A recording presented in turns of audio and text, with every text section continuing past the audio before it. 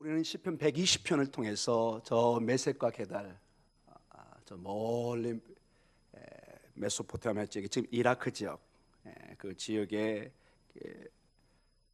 멀리 살고 당연히 거기에서 힘들게 사는 그들이 오직 소망은 그들의 조상이 늘 섬겼던 예루살렘, 특별히 예루살렘의 성전에 가서 예배를 드리는 하나님의 임재와 그 임재를 통한 예배를 통해서 힘을 얻고자 하는, 기쁨을 얻고자 하는, 다시 그 삶의 용기를 얻고자 하는 그런 간절한 마음이 있었던 것을 알게 됩니다. 그리고 우리는 어제 121편을 통해서 그 소망했던 그 마음을 실제로 이제 발걸음을 내딛는, 그래서 가면서 여러 가지 위험이 있지만은 산을 통해서 여러 가지 짐승들의 위험, 해와 달의 위험, 발이 미끄러지는 위험, 이 모든 것들을 순례객들의 삶 속에 하나님께서 도와주시기를 간절히 기도하는 모습을 봅니다. 이제 그 걸음걸이가 이제 드디어 오늘 보는 122편에는 드디어 어디에 도착했을까요? 예루살렘에 도착한, 드디어 이제 도착해서 하는 여러 가지 일들이 자세히는 아니지만은 몇 가지 점에서 중요하게 우리에게 부각되고 있습니다. 자, 시편 122편 1절과 2절이 이렇게 본문이 시작됩니다. 같이 한번 읽어볼까요? 사람이 내게 말하기를 여호와의 집에 올라가자 할 때 내가 기뻐하였도다. 2절입니다. 예루살렘아 우리 발이 내 성문 안에 섰도다. 자, 여러분 삶 속에 어려울 때, 유일한 희망이 보일 때, 거기에 가고 싶을 때, 거기 가면 내가 나을 것 같다, 거기 가면 내가 평안을 얻을 것 같다, 거기 가면 큰 힘을 얻을 것 같다, 내 마지막 소원이다. 되게 이민자들 보면은 마지막 소원이 내 고향 땅에 가서 묻히고 싶다, 이런 분들을 제가 어르신들을 가끔 대화를 해본 적이 있습니다. 타향살이에 많은 힘든 삶을 살았지만 마지막은 고향에 가고 싶은, 내 부모님이 계신 곳에 가고 싶은, 거기에 묻히고 싶다, 뭐 이런 소원도 많이 들었는데, 이 순례자들에게도 늘 하나님에 대한 열망 속에 얼마나 기뻤겠습니까? 늘 그들이 들었던 그 여호와 하나님이 계신 그곳, 그 고향 땅, 그 단순히 고향 땅을 넘어서 하나님의 임재가 있는 그 성전이 있는 그곳에 가서 너무 마음이 기뻤고, 그리고 늘 들었죠. 이 순례길이 결코 만만치 않다는 거. 차를 타고 비행기 타고 쉽게 다니는 뭐 관광 차원의 그런 여행이 아니라 모든 걸 두 발로 걸어서, 그리고 그 떼약빛을, 밤의 그 위험을, 짐승들의 위험을, 도둑의 위험을, 배고픔의 위협을, 얼마나, 그리고 물 같은 거, 여러분 모든 게 악조건이죠. 누구 하나 뭐 가난한 사람이든 부자든 누구나 예외 없이 그 길을 가야 되는 그러한 위험 속에 그들이 기뻐는 했지만은 만만치 않은 그 길에 드디어 그의 발들이 성문 안에 섰도다. 어제 보면은 내 발이 실족지 않게, 미끄러지지 않게 해달라고 그러는데, 미끄러지지 않고 드디어 어디에 탁 발을 댔죠? 성문 안에, 밖이 아니라 안에, 즉 도착했다는 것입니다. 여러분의 여정도 반드시 주님과 함께 우리는 여정을 떠나기 때문에 주께서 새하늘과 새하늘, 하나님의 나라에 반드시 우리를 안전히 인도할 줄 믿습니다. 이 말씀을 묵상하면서 그 생각이 들었습니다. 저희들도 순례자, 나그네의 삶이고 목표가 있는 거죠. 반드시 가야 될 곳을. 불안하죠. 내 구원이, 내 길이 정말로 우리가 거기 갈 수 있을까? 여러분과 저도 거기를 한 번도 안 가봤기 때문에 사실은 불안감이 없다고 그러면 거짓말입니다. 한 번도 가보지 미지의 곳입니다. 오직 우리가 인간적으로 죽든지 아니면 주님이 마라나타, 주님이 오시든지 둘 중에 하나가 아니면 우리가 아직 거기를 믿고는 있지만은 경험해 보지 못한 전혀 미지의 세계입니다. 그런데 여기 보니까 이미 순례자들은 예루살렘 그 성전 안에 발을 내딜 때, 예루살렘에 도착했을 때 그들의 발이 미끄러지지 않고 온전히 안에 서 있다. 기쁨의 표현입니다. 안심의 표현입니다. 우리도 예수 그리스도 안에 우리의 믿음의 발이 이미 하나님의 나라에 들어와 있는 줄 믿습니다. 이미 그의 성전 안에, 그 약속 안에 들어와 있는 것을 저희는 믿습니다. 자, 그런 가운데 그들의 궁극적인 순례의 목적, 예루살렘 성전에 왜 그들이 와야 되는지를, 그 이유를 여러 가지가 있겠지만 명확한 한 가지를 제시합니다. 자, 우리 3절과 4절을 같이 읽도록 하겠습니다. 읽습니다. 예루살렘아, 너는 잘 짜여진 성읍과 같이 건설되었도다. 지파들 곧 여호와의 지파들이 여호와의 이름에 감사하려고 이스라엘의 전례대로 그리로 올라가는도다. 아멘. 예루살렘에 와보니까 잘 짜진 성읍같이 하나님의 그 놀라운 은혜가 보이고, 여기 지파들, 여기 12지파를 의미하겠죠. 모든 어떤 특정한 사람들만 올라온 게 아니라 하나님의 사람이라면 누구나 가서 예루살렘을 순리하고 올라오는데, 그 목적이 4절 중반부에 나와 있습니다. 뭐라고 나와 있죠? 그들이 왜 예루살렘 성전에 올라가죠? 여호와의 이름에 감사하려고. 예배입니다, 여러분. 오로지 그들의 목적은 그 살아계신 하나님, 어디든지 계시지만 그 당시에 그들의 마음은 하나님은 어디에 계시죠? 예루살렘 성전이 하늘의 보좌가 내려와 있는 것입니다. 그들은 예배를 통해서 하늘과 땅이 만난다고 굳건히 믿었습니다. 그들은 어쩌든지 예루살렘에 가야 됩니다. 왜냐? 그곳에 가면 누구를 만난다? 하나님을 만난다.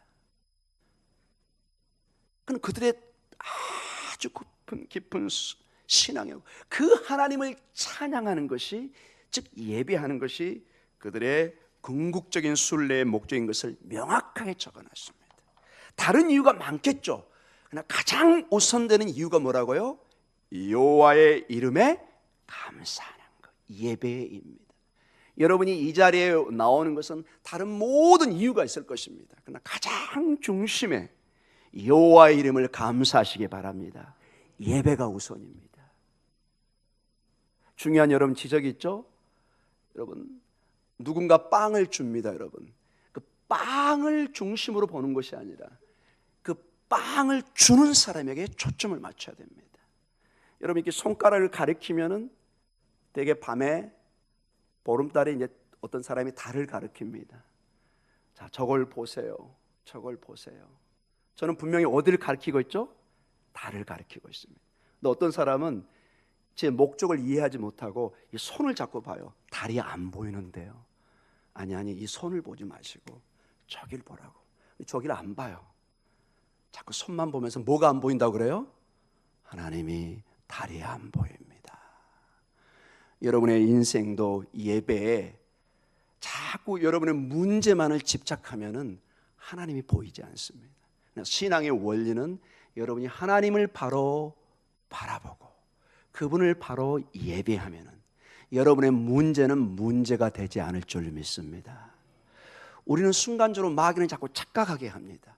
문제를 통해서 문제로 빠져버리는, 시험을 통해서 학생들이 시험에 빠져버리는, 그러나 근본적으로 시험을 통해서 학생들이 자기의 실력을, 자기의 공부를 정리하고 발전되게 하는 근본적인 이유가 있는데, 우리는 잘못하면 시험을 통해서 시험에 빠져버리는, 문제를 통해서 문제에 빠져버리는. 하나님께서는 여러분들에게 기도의 제목을 주시면서 그 문제를 통해서 누구를 바라보기를 궁극적으로 원할까요? 하나님을 바라보기를 원하십니다. 이것은 명확하게 우리의 우선순위가 정확하게 오늘 4절에 보니까 모든 지파들 다 복수형입니다. 여호와의 지파들이라고 분명히, 모든 백성이 모이는 한 가지 우선적인 목적이 뭐냐? 여호와의 이름에 감사하는 것, 그분을 예배하는 게 모든 축복의 근원인 것을 말씀해 주고 있습니다. 여호와께 감사할 때 모든 축복의 근원이 거기에 있는 줄 믿습니다. 감사로 나아가는 자에게는 감사의 일이 주어지게 되어 있습니다. 그분을 예배하면은 복의 근원을 가까이 하니, 시편 73편에 유명한 여러분 고백이 있죠. 여호와를 가까이 하면 내게 복이다. 성경은 명확하게 얘기합니다. 그러나 우리가 일상의 삶을 살면은 문제에 빠지게 되면 이게 잘 안 보입니다.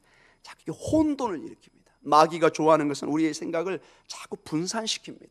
근심 걱정으로 자꾸 이 하나님 앞에 초점을 못 맞추게 합니다.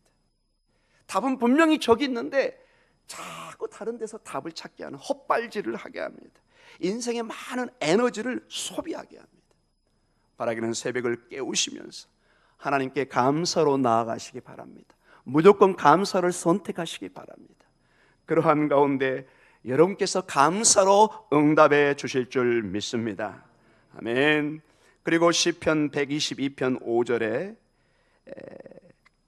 이 하나님의 이 장소는 평안과 샬롬과 동시에 이 평안은 하나님의 정의와 공의가 동시에 이루어진 것을 말씀해 주고 있습니다. 5절입니다. 거기에 심판의 보좌를 두셨으니 곧 다윗 집의 보좌로다. 이 주제는 함께 우리가 넘어가도록 하겠습니다.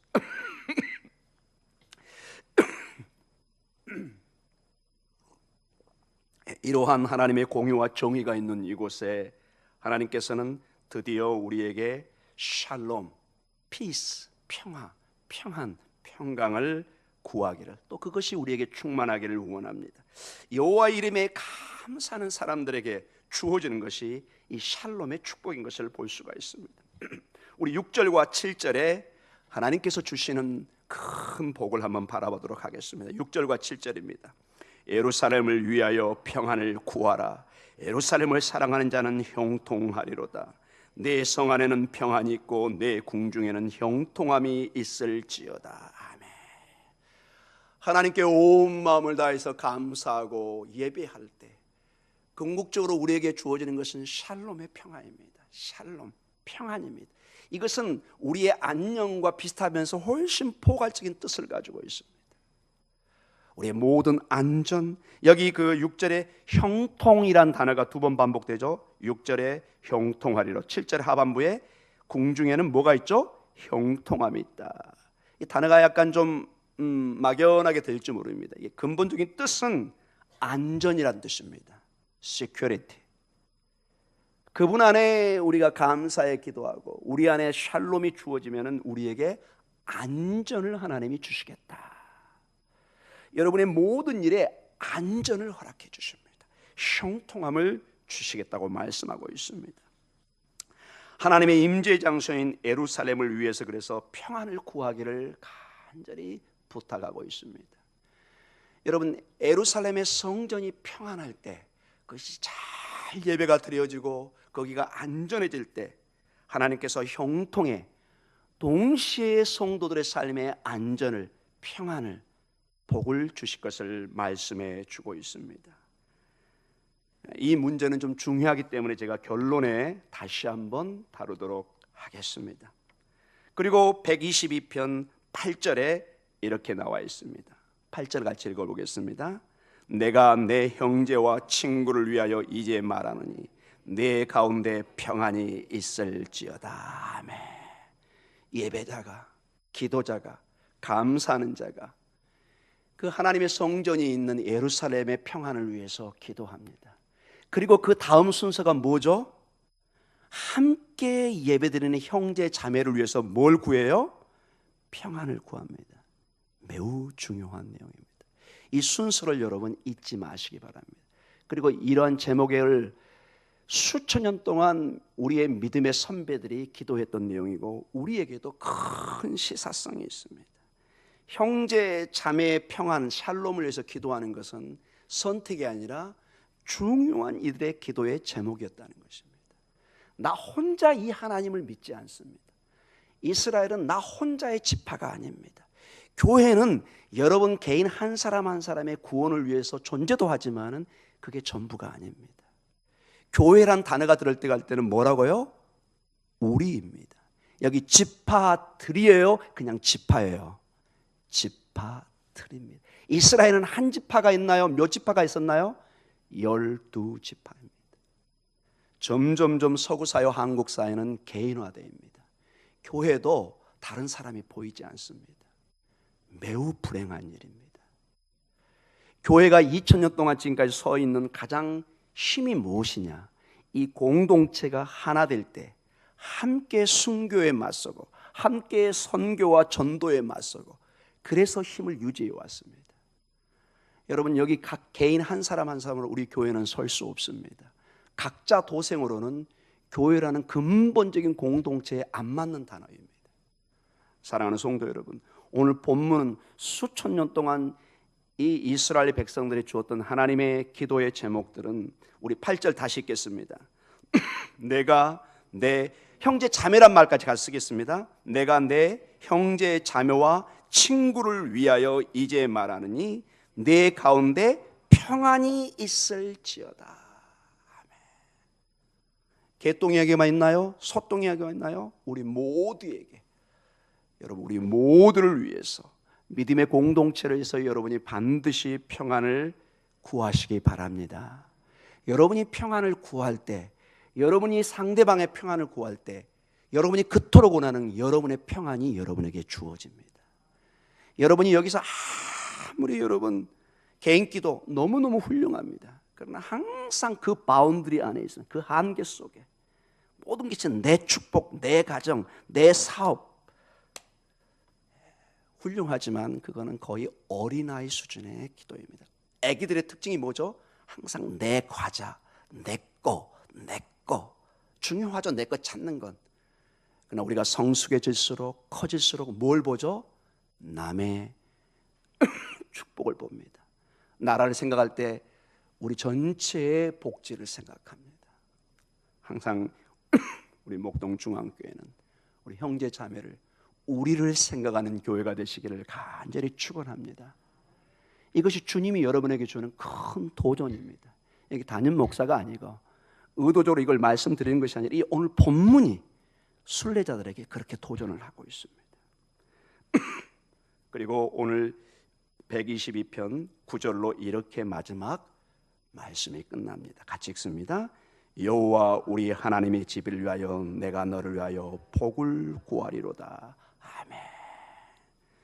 하나님의 집으로 시작해서 1절에 보니까 여호와의 집이, 저 9절에는 하나님의 집, 동일한 말이죠. 하나님의 집에 올라가고 하나님의 집에서 마치는, 우리의 모두는 여호와의 집에서, 즉 성전에서, 즉 교회에서 우리의 삶이 시작되고 마쳐지는 것을 보여주고 있습니다. 이제 결론적으로 말씀을 나누면서 기도의 시간을 갖도록 하겠습니다. 우리는 이미 4절에, 우리 4절 한번 읽어볼까요? 지파들 곧 여호와의 지파들이 여호와의 이름에 감사하려고 이스라엘의 전례대로 그리로 올라가는도다.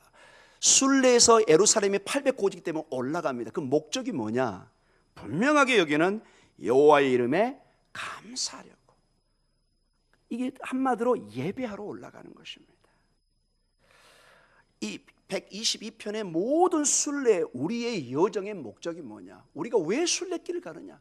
새하늘과 새 땅에 가서 뭐 하느냐? 천국 가서 그냥 띵가띵가 노는 게 우리의 목적이냐? 언뜻 그렇게도 보입니다, 여러분. 성경은 명확하게 여기저기, 특별히 계시록에 보면은 마지막 모든 성도들이 24장로로 대표되는 그 사람들이 하나님의 어린 양 앞에 뭐 하죠?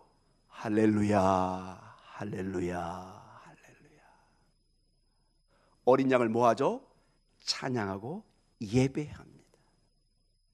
예배입니다. 우리가 그 하나님의 나라, 새하늘과 새 땅에 가서 근본적으로 하는 일이 뭐라고요? 가장 다른 일도 있겠지만 하나님을 예배합니다. 그곳에서도 예배해요. 즉 모든 피조물은 창조주 하나님을 뭐 하는 거죠? 예배하는 것입니다. 찬양하는 것입니다. 여러분, 이사야 43장에 하나님이 우리를 창조한 이유가 나오죠. 너희는 나를 뭐하게 하기 위해서? 찬양하기 위해서. 여러분, 그것처럼 명확한 우리의 창조의 목적이 어디에 있습니까? 온 우주 만물이 하나님의 영광을 기뻐하는 것입니다. 그분을 찬양하는 것입니다. 이거는 그 무엇과도 바꿀 수 없는 가장 중요한 일인 것을 잊지 마시기 바랍니다. 사랑하는 성도 여러분, 그래서 여러분의 모든 기도의 제목들이 새벽을 깨우며 때로는 여러분의 일터에서, 가정에서 기도할 때 가장 먼저 하나님을 찬양하시기 바랍니다. 하나님을 기뻐하시기 바랍니다. 그분을 찬양하고 기뻐할 때 놀랍게도 하나님의 기쁨과 생명이 우리 안에 임재해 있는 것을 보게 됩니다. 성경에는 두 가지 하늘과 땅이 만나는 길을 열어주셨습니다. 우리는 인간의 한계를 가지고 있기 때문에 하나님을 볼 수도 없고 천국을 지금 갈 수도 없습니다. 이 육신을 입었기 때문에. 근데 천국, 즉 하나님이 계신 보좌, 하나님이 계신 곳과 이 땅이 만나는 순간이 있습니다. 성경은 분명하게 얘기합니다. 가장 중요한 게 오늘 뭐죠? 예배입니다. 유대인들은, 이스라엘 사람들은 예루살렘에서 예배를 드리는 것이 단순히 예배 차원이 아니라 하나님의 보좌가 임했다고 생각합니다. 즉 천국이 여기에 임재해 있는 것입니다. 땅과 하늘이 이 예배를 통해서 겹쳐집니다. 다른 차원의 세계가 같이 겹쳐지는, 전혀 이해할 수 없는 신비의 세계가 뭘 통해 이루어진다고요? 예배를 통해서. 그 다음에 기도를 통해서. 기도는 계시록 5장과 8장에 보면 우리의 기도가 마치 향처럼 어디에 도달하게 되죠? 하나님의 보좌에. 즉 기도를 통해서, 여러분 아침에 이 기도를 통해서 신비의 역사가 이루어집니다. 천국과 하늘과 땅이 여러분의 기도 가운데 교차됩니다. 보혜사 성령, 즉 하나님께서 여러분에게 임재하게 됩니다. 주의 성령이 예수 그리스도의 이름으로 나아갈 때 하늘과 땅이 만나는 놀라운 권세가 이루어집니다. 그러니 기도가 힘이 있는 것입니다. 그러니 예배가 힘이 있는 것입니다. 이건 단순한 그저 우리의 몸부림이 아닙니다. 하나님이 그 방법을 통해서 하늘의 신비를 여러분에게 임재하기를 원합니다. 우리가 알지 못하는 가운데, 여러분의 예배 가운데, 기도 가운데 하늘의 보좌가 지금 움직이고 있습니다. 여러분 사업을 하면서, 비즈니스 하면서, 뭘 하면서 가장 때로 여러분이 좀 갖고 싶은 게 뭐죠, 여러분? 솔직하게. 이거 잘못하면 제가 좀 법에 걸릴지도 모르겠는데 여러분 그냥 솔직하게 그냥 얘기하겠습니다. 힘 있는 사람, 영향력이 있는 사람. 여러분 그 사람은 알면 좋아요, 나빠요? 무서워서 대답을 잘 안 하시는군요. 여러분이 어떤 일을 하는데 그 사람한테 무슨 뭐 뇌물을 주라 이 뜻이 아니라 같은 결정을 하는데 나에게 도움을 줄 수 있는 영향력 있는 사람이 있으면 훨씬 여러분 사업이 어떻게 될까요? 편하죠. 솔직하게 여러분. 아니 제가 부정을 안 하는 얘기가 아닙니다. 같은 조건인데 나에게 호의를 베푸는 사람이 강력한 영향력이 있는 사람이라면 어때요? 여러분 그걸 위해서 기도하셔야 됩니다. 아멘. 제가 뭐 부정하라는 얘기가 아니라 같은 최선을 다해 가는데 여러분을 끌어줄 수 있는 사람이, 여러분에게 좋은 영향력을 줄 수 있는 사람이, 여러분의 비즈니스에 도움을 되는 사람이 옆에 있는 것과 없는 것은 전혀 다릅니다. 도움이 없으면 한마디로 맨 땅에 해당하는 것입니다. 제가 저번에 한번 이민 사회를 얘기했죠. 왜 이민 사회가 그렇게 어려울까요? 나를 도와줄 수 있는 사람이 이제 다 새로 만들어야 돼요. 없어요, 지인이. 여기서 10년, 20년, 30년 되면 뭐가 생기는 거죠? 지인이 생기고 친구가 생기고 같이 사업할 수 있는 동반자가 생기잖아요. 근데 생판 모르는 뭐 미국이나 외국 가가지고 이제 사업을 하려고 그러면은 세상으로 다 사기꾼만 있지 나를 도와줄 수 있는 사람 많지가 않아요. 여러분. 그래서 힘든 거예요. 여러분. 내 길을 뚫어줄 수 있는 이 자리에 여기 자리가 있어. 내가 좀 받은 건데 내가 양보할게. 당신이 일하시오. 훨씬 좋잖아요. 근데 다 사업을 막아버리고 당신 여기 들어올 수 없어. 이러면은 그냥 손가락만 빨아야 되는 거죠. 영적인 세계도 동일합니다. 나에게 힘을 줄 수 있는, 영향력을 줄 수 있는, 근데 가장 우리에게 영향력을 줄 수 있는, 힘을 줄 수 있는 분이 누구죠? 하나님이십니다. 여러분이 기도와 예배를 통해서 그분이 영향력을 미치기 시작합니다.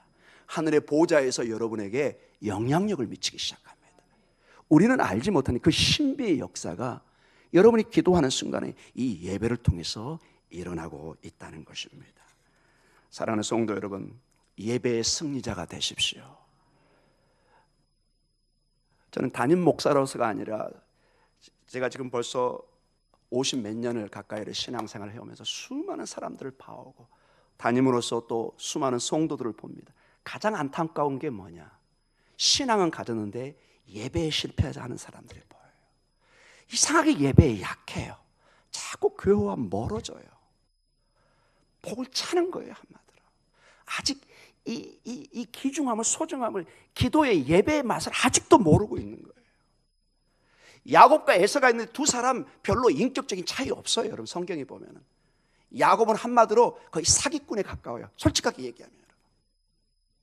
거짓말도 잘하고. 근데 야곱이 가장 하나님 앞에 잘한 게 있어요. 제가 사기꾼 되라는 소리는 아닙니다, 여러분. 에서와 야곱의 근본적인 차이가 있습니다. 뭘까요, 여러분? 에서는 하나님의 장자권, 하나님의 복을 경홀히 여깁니다. 그 뜻이 뭔지 아세요, 여러분? 우습게 여기는 거예요. 뭐 그까짓 거 없어도 괜찮아. 뭐 나 혼자 살 수 있는데, 하나님의 축복, 뭐 없어도 내 힘이 있는데, 뭐 나 장사 잘 되는데. 얼마나 어리석은 사람입니까, 여러분? 우리의 건강이, 우리의 힘이, 우리의 능력이 언제까지 지속된다고 생각하십니까, 여러분? 야곱은 연약합니다. 여자 같습니다. 힘도 없습니다. 뭐 사냥도 잘 못합니다. 근데 야곱은 분명히 어머니에게 배운 게 있어요. 누구를 붙들어라? 하나님을 붙들어라. 장자권을 붙들어라. 하나님의 축복을 붙들어라. 이것을 확실히 알고 있는 거예요. 여러분, 예배의 승리자가 되십시오. 여러분의 인생의 예배의 모범을 여러분의 자녀에게 보여주십시오. 이거는 여러분 변명의 여지가 없습니다. 여러분의 자녀를 무슨 수를 써서라도 예배의 승리자로 만드셔야 돼요. 여러분이 그것이 여러분의 자식을 낳은 하나님의 의무예요, 여러분. 내 자식, 내 인생, 아이고 못하겠습니다. 그러니 기도해야죠. 그냥 자식 낳고만 그냥 말겠습니까, 여러분? 지 인생 지가 살라고 그냥 가겠습니까, 여러분? 가장 중요한 여러분이 그 예배를 어떻게 보면 경홀히 여기는 거예요. 그냥 예배 없어도 그냥 세상에 건강하게 살면 돼. 그냥 대충 그렇게 사는 거야. 세상은 그렇게 얘기할 수 있습니다. 그러나 이 본문의 내용을 보면은 어찌하든지 하나님의 사람들은 예배의 승리자가 되려고 몸부림을 칩니다. 여러분, 이 순례를 오면 여러분, 제가 얘기했지만 몇 개월씩 걸립니다. 여러분, 그동안 장사하고 거기서 하면은 얼마든지 돈을 더 벌고 부자로 살 수 있어요. 그런데 그 당시에 1년 몇 개월 모든 걸 접고 어디를 가야 돼요? 순례를 가야 돼요, 여러분. 순례하는 동안 다른 사람에다 장사 봐주고 돈 주고 그러는 게 아니에요.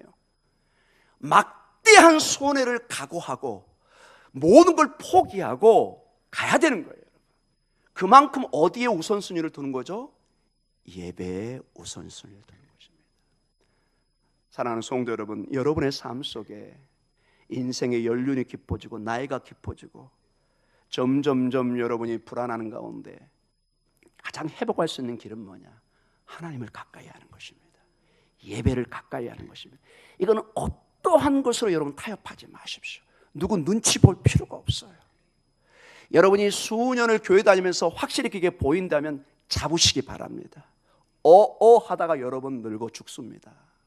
시간 없어요, 여러분. 많이 우리에게 기회 있지 않습니다. 어찌하든 여러분과 여러분의 가정에 기도로 예배로 등불을 밝히시기 바랍니다. 여러분의 자녀를 반드시 내 생전에 믿음을, 예배를 회복시키는 자녀를 만들겠다. 여러분 각오하시기 바랍니다. 이건 미룰 내용이 아닙니다, 여러분. 미룰 내용이 아닙니다. 오늘 본문을 통해서 꼭 여러분 승리하시기 바랍니다. 두 번째로 오늘 보면은 6절과 7절에 예루살렘을 위하여 평안을 구합니다. 그들의 모든 믿음의 중심이 그 예배가 예루살렘에 이루어지기 때문에 그들의 중요한 기도의 제목이 뭐냐? 예루살렘의 평안을 위해서 기도합니다. 굉장히 시사점이 큽니다. 이걸 우리식으로 한다면 우리는 지금 예루살렘에 갈 필요는 없습니다. 우리가 예배하는 곳이 다 하나님의 성전이 될 줄 믿습니다. 그러나 우리는 이 목동 중앙교회 여기를 우리의 예배처로 선정하였습니다. 여러분 기도에 반드시 교회의 평안을 위해서, 축복을 위해서 기도하셔야 됩니다. 이 교회의 공동체, 이 교회가 잘 될 때 여러분의 일도 잘 됩니다. 여러분. 명확합니다. 이곳이 영적으로 흐려지고 막 어려움이 있으면 여러분의 삶이 정말로 힘들어집니다. 이건 명확한 영적인 흐름입니다. 질서입니다. 여러분의 교회를, 여러분의 예배당을 사랑하시고 축복하시기 바랍니다. 나 그저 가서 그냥 주일날 예배드리고 그냥 쏜살같이 도망가듯이 가버리는 아름다운 모습 아닙니다, 여러분. 그는 지극히 아름다운 모습이 아닙니다, 여러분. 사랑하는 성도 여러분, 이건 내가 내팽개칠 그저 그냥 앉았다 가는 그런 장소가 아니에요. 여러분이 여러분의 가정을 그렇게 경영해 가십니까, 여러분? 여러분이 여러분의 사업을, 여러분의 집을, 여러분의 가정을, 자녀들을 그런 식으로 댐댐댐댐으로 이렇게 대하십니까? 아닙니다, 여러분. 그렇다면 여러분의 교회도 여러분의 예배처도 심각하게 받으셔야 됩니다. 주님이 나중에 물으실 것입니다. 내가 너에게 건강을, 생명을 이 땅에 보냈는데 너는 나의 집을, 내가 핏값으로 산 이 교회를 너는 어떻게 했느냐? 저는 분명히 물으실 거라고 생각하십니다. 여러분의 구원을 기뻐하기 전에 당연히 성도의 의무를, 오늘 여기 순례자들의 기도의 내용을 심각하게 받아들이셔야 됩니다. 이 순례자의 기도의 제목이 뭐라고요? 예루살렘의 평안을 위해서 기도했습니다. 예루살렘을 사랑하는 자는 뭐하죠? 형통하리라. 우리 6절 한번 읽겠습니다. 다시 한번 중요합니다. 같이 읽습니다. 예루살렘을 위하여 평안을 구하라. 예루살렘을 사랑하는 자는 형통하리로다. 아주 이거는 의문의 여지가 없어요. 그냥 명확하게 나와 있습니다. 이걸 무슨 해석이 필요합니까, 여러분? 예루살렘을 사랑하는 자에게 형통이, 복이 내린다 말씀하고 있습니다. 그리고 마지막으로 시간이 좀 갔지만은 8절의 내용입니다. 우리 8절 다시 읽겠습니다. 내가 내 형제와 친구를 위하여 이제 말하르니 내 가운데 평안이 있을지어다. 아멘. 늘 함께 순례를 떠나고 함께 예배를 드리고 함께 찬양을 드리는 사람이 우리입니다. 우리, 남이 아닙니다. 여러분 부모 입장에서 자녀들이 함께 살아가는 게 가장 여러분의 소원일 것입니다. 큰 놈, 작은 놈, 자녀들이 오손도손 모여서 평화롭게 살아가고 함께 꿈과 비전을 향해서, 여러분이 돌아가셨을 때 여러분의 산소에 가족들이 함께 와서 눈물을 흘리고 때로는 감사하며 부모님께 하는 모습을 볼 때 천국에서 얼마나 기쁘겠습니까? 여러분의 생전에, 명절에 여러분의 자녀들이 오손도손 와서 절을 하고 기뻐할 때 얼마나 기쁩니까? 여러분 그 마음이 하나님의 마음이에요. 여러분 왜 그걸 멀리 생각하세요? 여러분 교회의 평화를 위해서 여러분 기도하셔야 돼요. 여러분 내 것 네 것이 어디 있습니까? 여러분 가정 그러면 망합니다. 여러분 이 교회, 여러분 핏값으로 산 이 교회를 여러분이 쪼개는 거예요. 여러분 이런 본문의 말씀을 흘려보내면 안 돼요.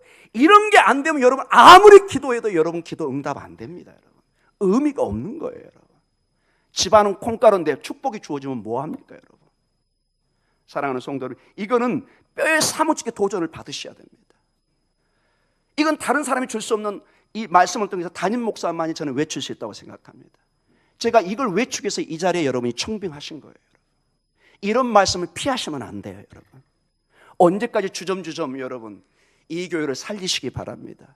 가끔은 우리 성도들 얘기입니다. 수십 년 전에 우리 교회는 이렇게 부흥했고 이렇게 성장했습니다. 왜 지금 못합니까? 여러분 왜 다른 교회는 성장하는데 이 교회는 멈춰야 됩니까? 여러분 그런 게 어디 있습니까? 여러분 그런 게 어디 있냐고. 여러분 강력한 도전을 받으셔야 돼요. 변명하시면 안 돼요. 여러분 변명할 것도 이제 한계가 있습니다. 여러분 살아생전에 해결하셔야 돼요. 이겨내셔야 돼요. 마귀가 여러분 막 줍니다. 여러분 우리 교회는 안 된다고. 그런 게 어디 있습니까? 여러분 이건 하나님의 핏값에 산 교회입니다. 여러분 것도 제 것도 아니면 이건 하나님의 교회입니다. 우리의 목적은 반드시 세워야 돼요. 반드시 부흥시켜야 돼요. 반드시 기도하고 살려내야 된다고. 여러분의 가정 목적이 뭐죠? 부모로서 가정을 살려내는 거잖아요. 여러분 가정이 풍지박살되는 것을 어떤 부모가 그걸 바라보고 있습니까? 아주 못된 부모입니다. 만약에 그걸 생각한다면 안 되는 것입니다. 여러분의 자녀가 잘 되는 것을 무엇보다 바라는 것이 부모의 마음입니다. 그것을 교회에 적용하시기 바랍니다. 형제, 자매를, 친구를 위해서 너희 가운데 평안이 있을지어다. 이게 모든 것의 답입니다. 예배, 순례의 길에 사랑하는 성도 여러분들, 여러분의 인생의 마지막 기회가 있을 때 이 말들을 뼛속 깊이 새기시고 기도하시면서 주님 앞에 곧 섭니다. 여러분 멀지 않습니다. 주님이 여러분 계시록의 7교회에 명확하게 판단을 내리신 것을 여러분 보실 것입니다. 여러분 그냥 구원받고 띵가띵가 노는 게 아닙니다. 주님이 평가하십니다. 나중에 7교회를 보세요. 하나하나 조목조목 주님이 말씀하십니다. 여러분 간단하게 생각하지 마시기 바랍니다. 여기 오늘 본문에 보면은 중요한 말씀이 하나가 있습니다. 5절입니다. 5절 같이 읽습니다. 거기에 심판의 보좌를 두셨으니 곧 다윗 집의 보호자로다. 제가 이것을 깊이 다루지는 않는다고 얘기했습니다. 예루살렘 성은 샬롬뿐만 아니라 심판의 보호자가 있는 곳입니다. 잊지 마시기 바랍니다. 우리 목동중앙교는 해낼 수 있습니다. 원수 마귀가 시험하고 저 그렇게 진려고 여기 담임으로 오지 않았습니다. 진리의 말씀, 저는 목에 칼이 들어와도 복음을 외친다고 저는 얘기를 했습니다. 다른 건 제가 여러분하고 양보하고 제가 100번 제가 고개 숙일 수 있습니다. 그러나 이런 문제는 여러분이 저를 죽이지 않는 이상은 저는 멈출 수 없습니다. 여러분. 이거를 저하고 타협하려고 하면 여러분 큰일 나십니다. 이건 여러분 터치하면 안 되는 영역이에요. 주의 말씀을 여러분이 아멘 되시면 무조건 아멘 하셔야 됩니다. 제가 거짓말로 여러분을 감언해서 속인다면 여러분이 내치셔야 됩니다. 그럼 싹고는 안 됩니다. 그러나 진리의 말씀에 정직하게 말씀이 떨어질 때는 무조건 아멘 하셔야 여러분과 여러분 가정이 삽니다. 아멘! 우리는 할 수 있습니다. 이 목동중앙교회는 저력이 있습니다. 52년 이제 3년 괜히 버틴 게 아닙니다. 하나님의 은혜요, 하나님이 여러분의 가정을 다시 살릴 줄 믿습니다. 이 교회를 다시 살릴 줄 믿습니다. 아멘! 우리 기도하겠습니다.